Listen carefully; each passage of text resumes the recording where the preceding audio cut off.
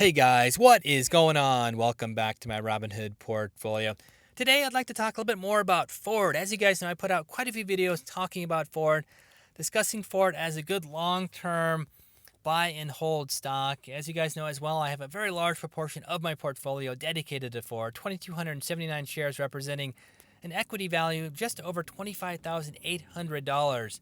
I've often talked about Ford being a great long-term buy because it is from a blue chip company, a company with a strong and long track record of having great fiscal performance. It's from a large cap company, 46.42 billion, and it's got a great dividend yield as well, 4.946%.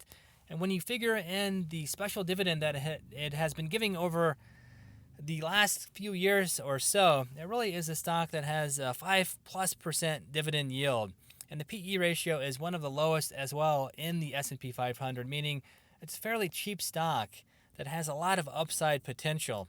So for all of those reasons, I think Ford is a great long-term buy. But a lot of you guys have been suggesting it is not because it has not kept pace with the overall S&P 500 in, for example, the last 5 years. So if you take a look at the 5-year chart for Ford, you can see it's trended up here quite nicely. At one point up almost 60% or so. But over the last 4 years, it's really trended down a bit here, almost 30% or so. And in the last month or so, you can see it's definitely trended down quite a bit here, down 8 to 10% over the last month. So a lot of you guys have been suggesting this is not a good long-term buy because it has not kept pace with the overall S&P 500, and it has also been trending down here for the last 4 years. But if we take a look at the overall return in the S&P 500, so again, going back here, the stock has trended up 25.26%. If we go to the overall S&P 500, we can see, and this is a cool chart here from whitecharts.com, looking at the S&P 500 over the last 5-year term, and it also does it by month as well, which is kind of cool. You can see here that the overall S&P 500 is 67.75%, and if we factor in Ford's dividend yield of 5% per year, so to add another 25% to the 25.26%, it's roughly ticked up 50% over the last 5 years. And if you also consider over the last month, it's dropped 10%.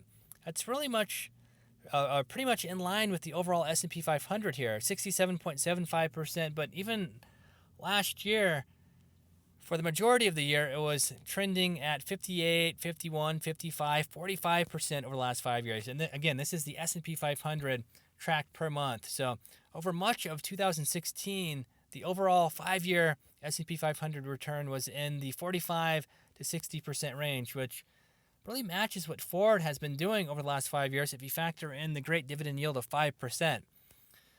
So I'm not sure if that's going to sway any opinion about Ford, but I think, again, it's a great long-term buy.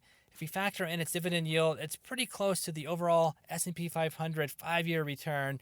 And really, if we take a look at last year, it definitely was beating the S&P 500, considering that the overall S&P 500 at one point was 45 to 50%, and also factoring in that the price of Ford has dropped 10% in the last month. So at one point it was trending at 60% for the overall return over the 5-year time span if you factor in dividend yield as well. So again, not sure this is going to sway any opinions about Ford, but this is why I like Ford. I think it's a great long-term company. I think it's a company that is not going to be going broke anytime soon. It's got a great dividend yield, which I believe is safe. It's also got a lot of new technologies that are possibly coming to the forefront in the next 5 to 10 years or so.